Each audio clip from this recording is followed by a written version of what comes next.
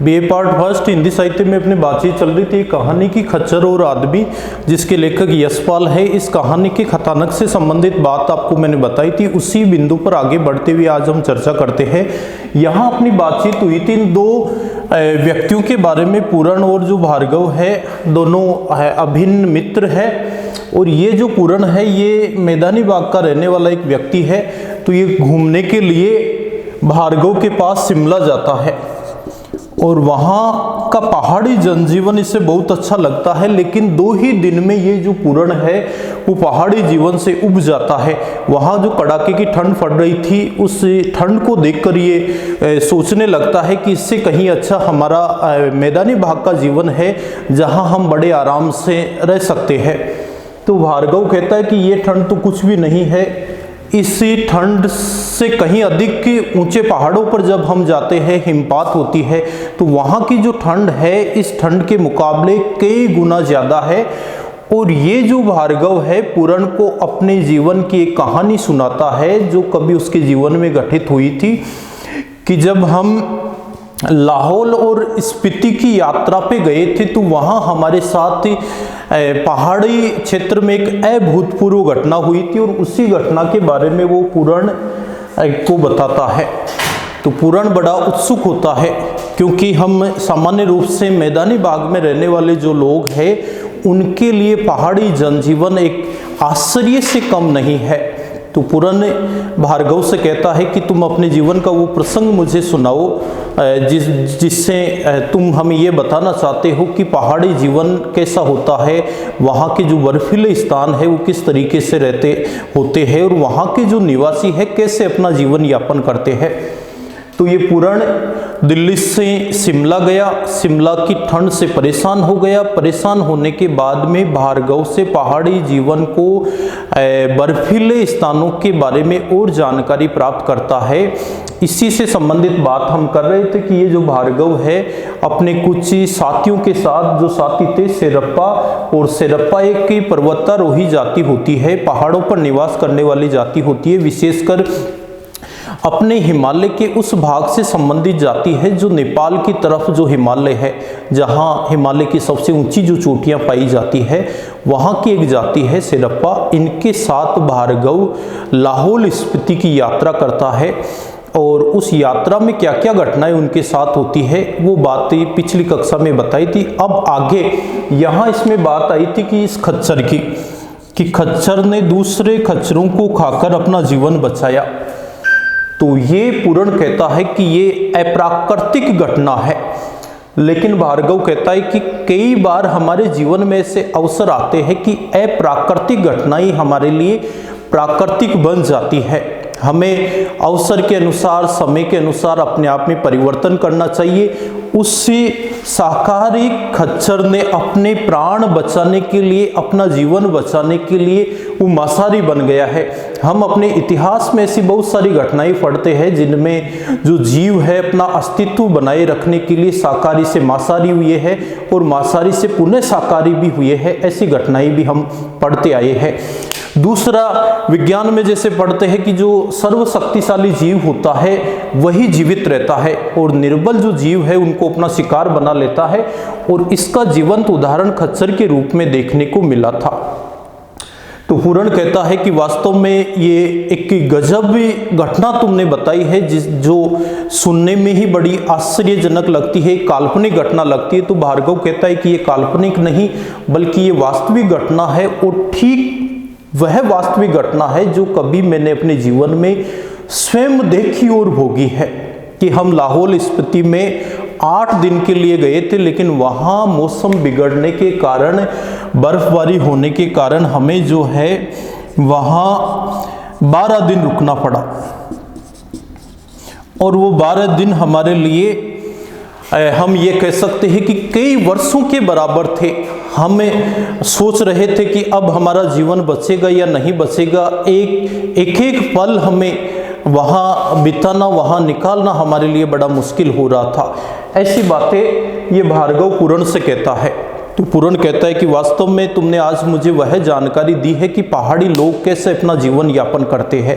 तो भार्गव कहता है कि यह घटना तो कुछ भी नहीं है, इससे भी बढ़कर मैं तुम्हें अपने एक जीवन का प्रसंग और घटना सुनाता हूँ कि जब मैं नया नया भर्ती हुआ था और हमें ट्रेनिंग के लिए जो है वो कंचनजंगा लेकर गए थे।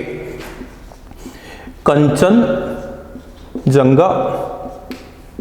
ये अपने भारत में स्थित हिमालय पर्वत की सबसे ऊंची चोटी है, जिसको K2 के नाम से भी जानते हैं। तो भार्गव कहता है पुराण से कि जब हम कंचन के धोरों में गए तो वहां चारों तरफ बर्फ ही बर्फ जमी हुई थी।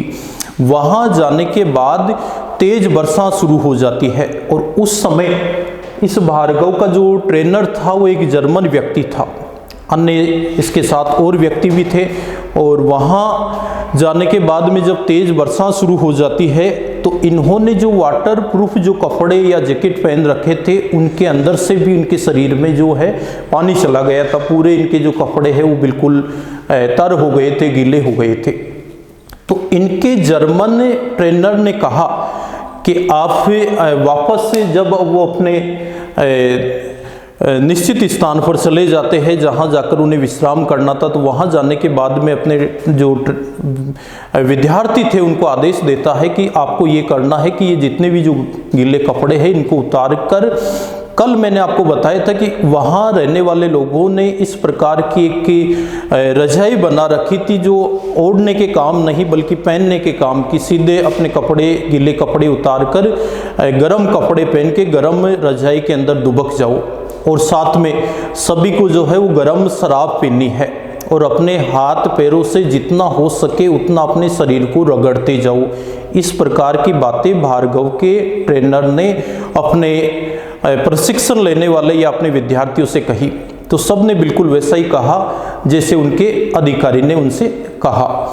अब इस टीम में एक ऐसा व्यक्ति भी था जो दक्षिण भारत का कर्मकांडी व्यक्ति था। उसने एक तो कपड़े उतारना स्वीकार नहीं किया क्योंकि दूसरों के सामने नंगा होना वो अपने धर्म के विरुद्ध मानता था। तो उसने क्या किया कि अपनी जो गीली पतलून थी, अपनी गीली जो बनियान और गीली जो शर्ट थी वो पहनने ही रजाई के अंदर दुबक गया और ऊपर से रजाई का मुंह बंद कर लिया। दूसरा, उसने ये भी मना कर दिया कि मैं शराब का सेवन नहीं करूँगा क्योंकि ये हमारे धर्म के विरुद्ध है। जबकि अन्य सभी लोगों ने परिस्थिति से समझौता किया और जो लोग शराब का सेवन नहीं करते थे वे भी अपने प्राण बचाने के लिए उन्होंने शराब का सेवन किया। लेकिन उस परम वैष्णवी या कर्मकांडी वैष्णवी ने शराब का सेवन करने से स्पष्ट मना कर दिया। तो रात के समय सभी शराब का सेवन करके गर्म कपड़े पहनकर उस रजाई के अंदर दुबक गए।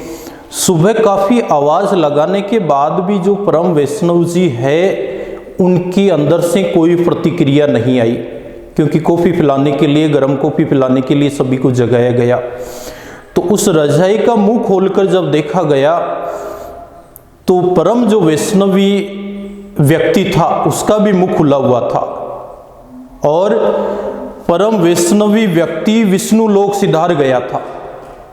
तो सबको बड़ा आश्चर्य हुआ कि इसकी रक्षा तो भगवान को करनी चाहिए, लेकिन भगवान ने फिर भी इसको क्यों नहीं बचाया। तब हमारे ट्रेनर ने कहा कि देखिए, परिस्थिति के अनुसार हमें अपने धर्म में, अपने व्यवहार में, अपने जीवन में, अपने कार्यों में, सब में बदलाव करना चाहिए। जो परिस्थिति हमसे चाहती है उसके अनुरूप ही हमें ढल जाना चाहिए, तब तो हम अपने प्राण बचा लेंगे। और अन्यथा अगर हम परंपराओं से बंधे रहेंगे, कर्म कांडों से बंधे रहेंगे तो हमारी भी स्थिति वही होगी जो इस वैष्णव व्यक्ति की हुई है। तो इस घटना के माध्यम से भार्गव ने पुराण से कहा कि ये घटना केवल पर्वतारोही लोगों पर ही लागू नहीं होती है। तुम दिल्ली में रहते हो, वहाँ का जीवन बिल्कुल सामान्य है, लेकिन वहाँ भी कई बार ऐसी विषम परिस्थितियाँ आ जाती है, तब हमें अपने जीवन में परिवर्तन करना पड़ता है, बहुत चीज़ों से समझौता करना पड़ता है। दूसरी बात इस भार्गव ने ये बताई कि धर्म के मामले में हो सकता है कि हमें विश्वास करना चाहिए, लेकिन जहाँ विश्वास अंधविश्वास बन जाता है वहाँ हमें उस धार्मिक गतिविधियों से मुंह मोड़ लेना चाहिए। क्यों? क्योंकि विश्वास तक ठीक है, लेकिन अंधविश्वास का जो परिणाम है वो हमेशा बुरा ही आता है। और इसका उदाहरण आप उस वैष्णव व्यक्ति के रूप में देख सकते हो कि जिन्होंने अपने धर्म के लिए अपने प्राण दे दिए। तो पुराण ने कहा कि उसने तो बहुत अच्छा किया, कम से कम उसके धर्म की तो रक्षा हो गई। तो भार्गव कहता है कि मरने के बाद में अगर कोई अपने धर्म की रक्षा करता है तो ऐसा धर्म किसी काम का नहीं है, क्योंकि हर धर्म मानवता की रक्षा के लिए होता है, उसके प्राण लेने के लिए नहीं। धर्म हमने बनाया है, हमारे लिए है, उसकी व्यवस्थाएं हम लागू करते हैं और उन व्यवस्थाओं में सुधार करना भी हमारा ही कार्य है। तो ये कहानी हमें ये बताती है कि इस खच्चर ने शाकाहारी से मांसाहारी बनकर अपने प्राण बचा लिए। और इस आदमी ने, कौन से आदमी ने? उस वैष्णव ने परिस्थितियों से समझौता नहीं किया और अंततः उसको अपने प्राण गंवाने पड़े। तो ये कहानी हमें ये संदेश देती है कि जीवन में जब परिस्थितियां विषम हो, धार्मिक मान्यताओं की बात आए तो हमें सहर्ष स्वीकार करनी चाहिए, अच्छी बात है। लेकिन वही मान्यताएं जब हमारे लिए पाखंड बन जाए, अंधविश्वास बन जाए, हम सब कुछ जानकर भी गलत बातों को अगर अपनाए, तो इस प्रकार की जो मान्यताएं हैं वो कभी भी हमारे मनुष्य जाति के लिए हितकर नहीं हो सकती है।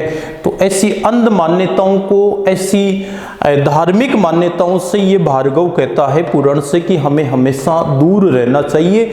और यहाँ ये इंसान नहीं समझा, ये आदमी नहीं समझा, लेकिन ये खच्चर समझ गया कि अगर हमें अपने प्राण बचाने हैं तो जब इसको घास नहीं मिली, घास के ऊपर बर्फ जम चुकी थी, जो कल मैंने आपको बात बताई थी, तो ये अपने अन्य खच्चर साथियों का मांस खाकर अपने प्राण बचा लेता है। तो क्या हम इंसान इतने भी नहीं समझते हैं कि अपने प्राण बचाने के लिए अपने धर्म में समझौता नहीं कर सकते हैं? ये बातें अपने लेखक यशपाल ने खच्चर और आदमी जो कहानी है इसके माध्यम से रेखांकित की है। अब हम कल अपनी अगली कक्षा में इससे संबंधित जो अपने परीक्षा की दृष्टि से महत्वपूर्ण प्रश्न बन रहे हैं उनके बारे में चर्चा करेंगे। धन्यवाद।